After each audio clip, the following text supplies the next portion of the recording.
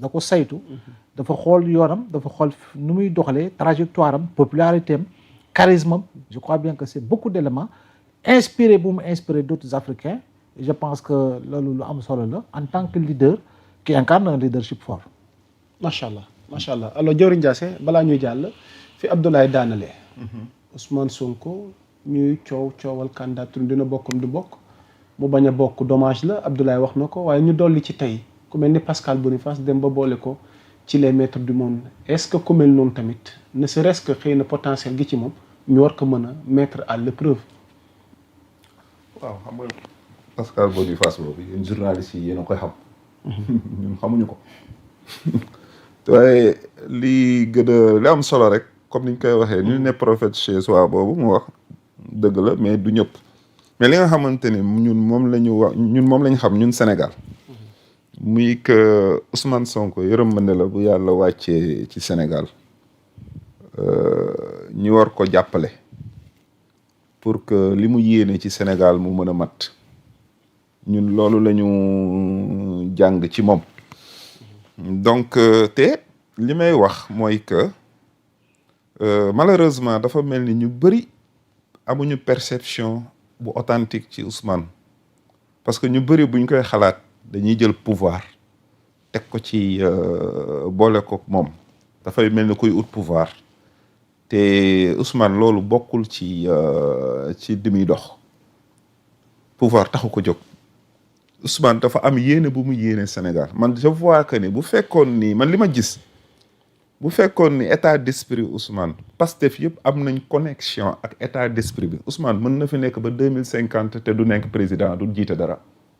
mais présidentiel bu jàll bu ñëw mu teg koo xamante ni il est en bonne connexion avec l'esprit de la révolution du projet. mooy projet bi c'est la révolution pour libérer le Sénégal loolu mooy projet bi mais malheureusement que la majeure partie yi ko waroon ànd ak moom ñëpp ñii décret mooy seen objectif ñii pouvoir mooy seen objectif mais ils ne sont pas en connexion avec l'état d'esprit tu vois ba ci li nga xamante ni moo xew fi mu toll nii scénario bi gis nga yaa Moussa li yàqu Sénégal fi mu toll nii c'est grave waaw parce que œuvre d'art la ñu yàq xam nga yéen bu ngeen di def yéen journaliste intérêt bu ngeen di def analyse da ngeen koy defee selon seen métier mais ñun ñi nga xamante ni c'est des artistes mën nañ ko lire beneen œil boo xamante ni bokk tax yéen œil bi ngeen koy xoolee parce que on est artiste ñun dañu gis ni il y a un œuvre d'art qui s'est cassé benn tableau d'art bu ñu xotti wala benn sculpture bu toj parce que la beauté dafa bokk ci li nga xamante ni dafay inspirer dafay créer développement. Dieuwrine bu ma delloo ci sama cours philosophie waay. mais là qu'est-ce que c'est que la philosophie c'est la recherche de quoi? De la sagesse. mais Ousmane Sonko li mu réaliser loolu ci xikma lay duggul ci charia duggul ci logique duggul ci justice mais day dugg ci beauté. mais fi mu toll nii ñu lenn lañ mënoon exporter vers le reste du monde ou vers le reste de l'Afrique mooy œuvre bi Ousmane Sonko def muy il a sacrifié sa vie jusqu'au dernier moment ba mu demee ba xam ni obstacle am na mënul dem mu joxoñ son frère de combat ne ko continuer mission bi. yaay man maa yow. yaay man maa yow loolu c'est de l'œuvre d'art. au nom du projet. au nom du projet loolu c'est de l'œuvre d'art ça c'est pas de la politique politicienne. Ce n'est pas du machiavélisme. Ça, c'est ihsan. C'est la beauté. C'est de l'art. léegi ba mu ko defee ñu bëri dañ ko avertir ne ko Sénégal dëkku traître la dégg ngeen loolu. dañoo gaaw a wor. mais malheureusement solol nañ ñu mbubb boobu. ndax weesu na Dieuwrine. mais instant suñu toll nii lan la ñuy waxuñu wor waxuñu séparation de vision Ousmane Sonko taxaw waxul ni am nañ divergence de vision instant si mu toll nii qu'est-ce qu'on parle ci biir parti bi lan la ñuy wax pro Diomaye pro Sonko ci loolu lañ toll mais l'œuvre d'art bi nga xamante ni moom la Sonko réalisé kenn wax ko kenn débattre trop ci. Pascal Boniface tamit ñu koy fàttali. ce gars dafay jàng amu ci intérêt quoi dafay jàng li muy wax kenn fayu ko kenn c'est un vrai journaliste mën nañ ne ah mais est-ce que xam nga ni peuple yi développé yëpp dañoo basé wu ci seen benn leader pour développer. Mahatma Gandhi. tey jii boo demee nu mu tëddee Pakistan. il y avait un compagnon de Mahatma Gandhi. ah tamay Mohamed Iqbal. ah. Mohamed Iqbal waaw. waaw ñu ñëw fii Nelson Mandela. Nelson Mandela. Burkina ki ko inspiré di Thomas Sankara demal Guinée-Bissau Amical Cabral. c'est des références. kon li ñu Sonko nar a jëriñ ñu ngi bàyyi yoon ba su ma la déggee. mais dañuy fausser débat bi. ah bon non moom mi ngi maintenir pour ñu bañ a wànc cap bi. Sonko instant suñu toll nii il se bat pour que ñu bañ a détaché wu ak l'état d'esprit du projet. parce que dafay bañ mu ñaaw fi mu toll nii moom. parce que moom mooy souffrir ah. gis nga Sonko trahison yi mu mës a doon dama trahison on peut c'est trop dire. mais lu mu subir ci carrière politique am. divergence bii mu am ak Diomaye moo ko gën a metti mais le 8 ba muy rencontrer les martyrs et les blessés parents des martyrs les blessés et les ex-détenus mais man wan nañ ma fa ay images yoo xamante ni c'est lourd nga gis ñoo xamante ni amputé ñii bët ñii tànk ñii quoi que ce soit ah ñii am dépression à cause de moom pas te boo xoolee 80% marti nu mu tëddati blessé de kii liiruñu projet bi Sonko lañ doyloo le jeune bi doon mujj dee noonu lan gars yi xam naa ni man damay dem mais taxaw leen ci projet bi protéger leen pro mais à la fin affaire bi léegi dépassé na Pastef dépassé na ay nga falu benn mandat ñaari mandat ñaari mandat mënul développer dëkk dañuy soxla leader boo xamante ni dañuy am ci moom confiance gëm ko xam ni kii vraiment il est sincère il est intègre et puis il inspire Sonko il inspire xam nga te Cheikh Fall dafa doon wax ni ñeenti jàngalekat ñoo am mu ne kii expliquer texte yi koo xam ne loo ko laaj mën na la demal ci texte sàngam wala diw sàngam wax na ko ñooñu ci téere yi lañ jànge mooy les universitaires les kër ci jàppal bàyyi mu ne deuxième bi mooy kiy expliquer li texte yi di wax troisième bi mooy kuy démontrer nee na quatrième bi nag mooy kiy inspirer un leader dafa war di inspirer confiance. C'est important. Tu vois Sonko il inspire Sonko le Sénégal dañu témoigner sincérité ci bëggam Sénégal ki dem man taxaw ne Sénégal jaral na ma bu fekkul woon ne li may def du yàlla jaraluma kenn di ci dee mais kooku c'est discours boobu mais yow kañ nga mës a dégg un premier ministre bu taxaw ci télé naan liñ may fay maa ngi koy dajale ba ma ci génnee asaka mës nga ko dégg ba Sénégal ba léegi premier ministre bu taxaw naan bu ma ci génnee asaka temps moo ciy des maa ngi koy dajale bu àggee ci temps bëgg naa ko jox blessé de kii yi ak les ex-détenus ak vertu pour ñu am tàmbale luñ ci def parce que samay njaboot lañ te ñooñu Sénégal état da leen waroon jël en charge tu vois mais le gars ñu ngi koy féliciter boole bu mu boole Sonko ci ñaar fukki nit ñi gën a influent ci monde bi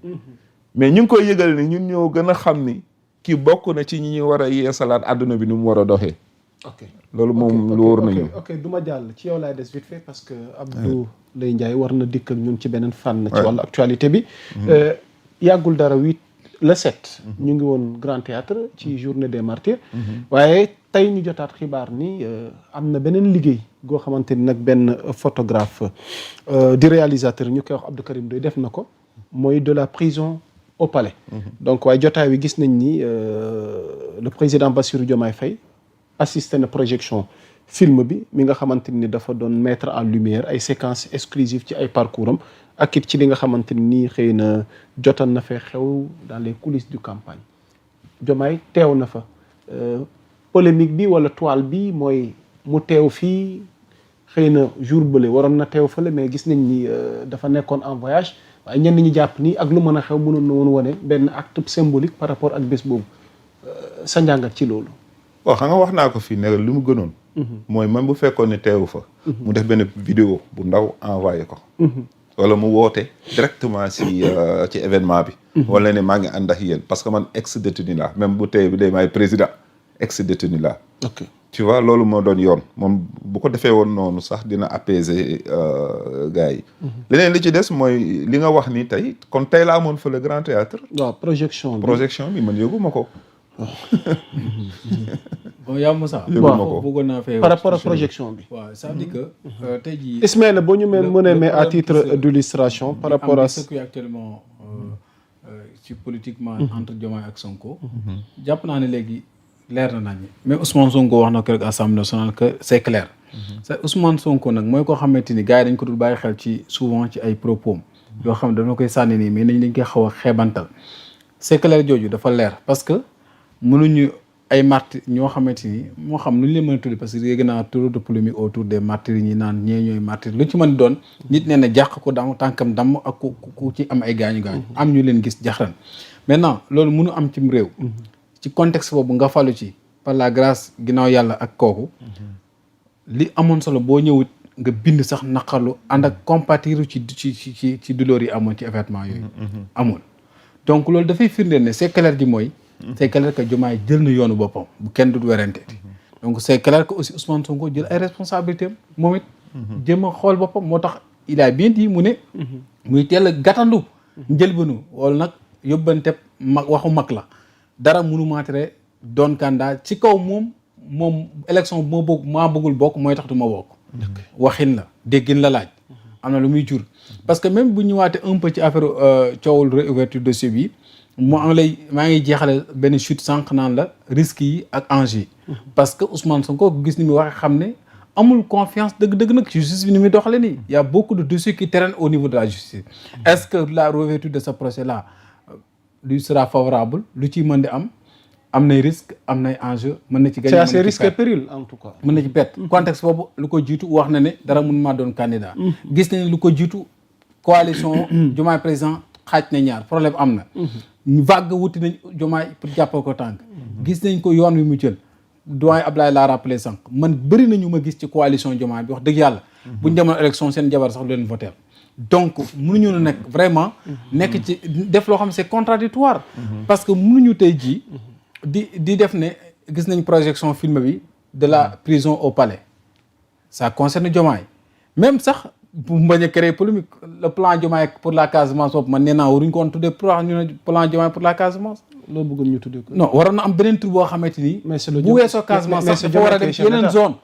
mais Diomaye mooy njiitum réew mi waaw mais il incarne la nation c'est la personne morale de la nation certes ci nguuram la loolu amee mais c'est-à-dire que